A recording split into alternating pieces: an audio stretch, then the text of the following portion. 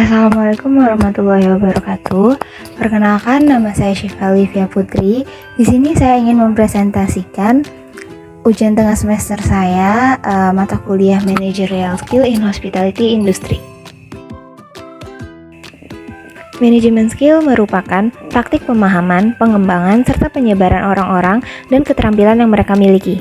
Setiap orang yang terlibat dalam sebuah organisasi memerlukan beberapa keahlian, di antaranya yang pertama ada keahlian teknis, yang kedua ada keahlian berkomunikasi, yang ketiga ada keahlian konseptual, yang keempat ada keahlian dalam pengambil keputusan, serta yang kelima ada keahlian dalam mengelola waktu. Selanjutnya ada soft skill. Soft skill sendiri merupakan kemampuan yang lebih cenderung kepada keterampilan sosial, komunikasi, serta kecerdasan sosial. Keahlian ini menunjukkan bagaimana seseorang dapat berinteraksi dan bersosialisasi dengan orang lain di dalam dunia kerja.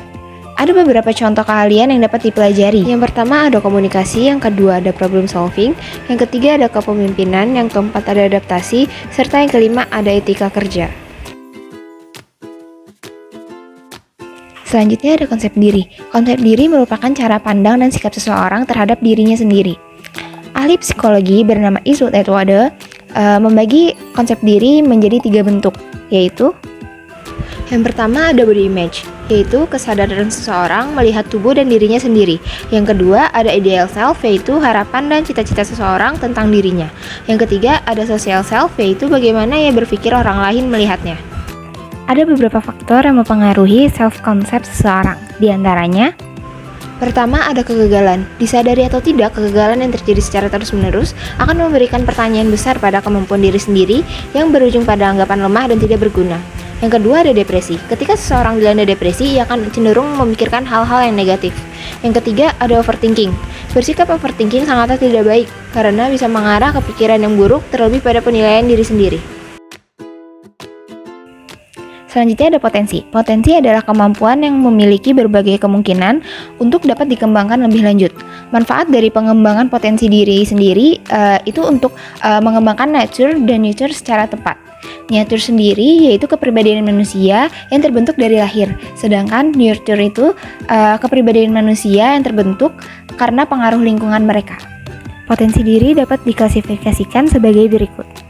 Yang pertama ada kemampuan dasar, merupakan potensi yang terkait dengan logika yang diinteligensikan oleh setiap orang.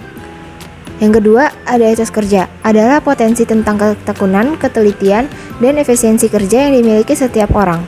Yang ketiga ada kepribadian, adalah salah satu jenis potensi dalam diri seseorang, bisa menjadi ciri khas yang berbeda-beda antara satu orang dengan yang lainnya. Selanjutnya ada manajemen waktu. Manajemen waktu merupakan perencanaan terhadap waktu yang dihabiskan untuk kegiatan tertentu. Selanjutnya ada manajemen diri atau self-management, di mana setelah seseorang menetapkan tujuan hidup bagi dirinya, ia harus mengatur dan mengelola dirinya sebaik-baiknya untuk membawanya ke arah tercapainya tujuan hidup. Selanjutnya ada manajemen stres yang merupakan tentang bagaimana kita melakukan suatu tindakan dengan melibatkan aktivitas berpikir, emosi, rencana, dan cara penyelesaian masalah. Selanjutnya ada kepemimpinan. Kepemimpinan muncul bersama adanya peradaban manusia. Menurut Robbins, melihat kepemimpinan sebagai kemampuan untuk mempengaruhi suatu kelompok ke arah pencapaian yang kelompok dan efektivitas organisasi tergantung pada kualitas kepemimpinannya.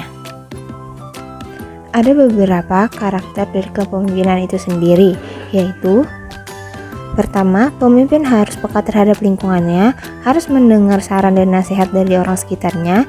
Yang kedua, pemimpin harus menjadi teladan dalam lingkungannya. Yang ketiga, pemimpin harus setia kepada janjinya. Yang keempat, pemimpin harus mampu mengambil keputusan. Serta yang terakhir, yang kelima, mempunyai kemampuan meyakinkan orang lain. Selanjutnya ada negosiasi. Negosiasi dilakukan karena memiliki sesuatu untuk ditawarkan atau menginginkan sesuatu dengan persyaratan yang berbeda dengan pihak lain. Ada 2 alasan orang bernegosiasi, yaitu yang pertama untuk mengatasi masalah penting atau konflik dalam rangka bergerak maju, yang kedua untuk membuat transaksi, solusi, prosedur, kesepakatan atau kerjasama saling menguntungkan antara 2 pihak atau lebih. Kesimpulannya, managerial skill adalah kalian menggerakkan orang lain untuk bekerja dengan baik. Kemampuan manajerial sangat berkaitan erat dengan manajemen kepemimpinan yang efektif. Karena sebenarnya manajemen pada hakikatnya adalah masalah interaksi antara manusia baik secara vertikal maupun horizontal. Sekian dari saya, kurang lebihnya mohon maaf. Wassalamualaikum warahmatullahi wabarakatuh.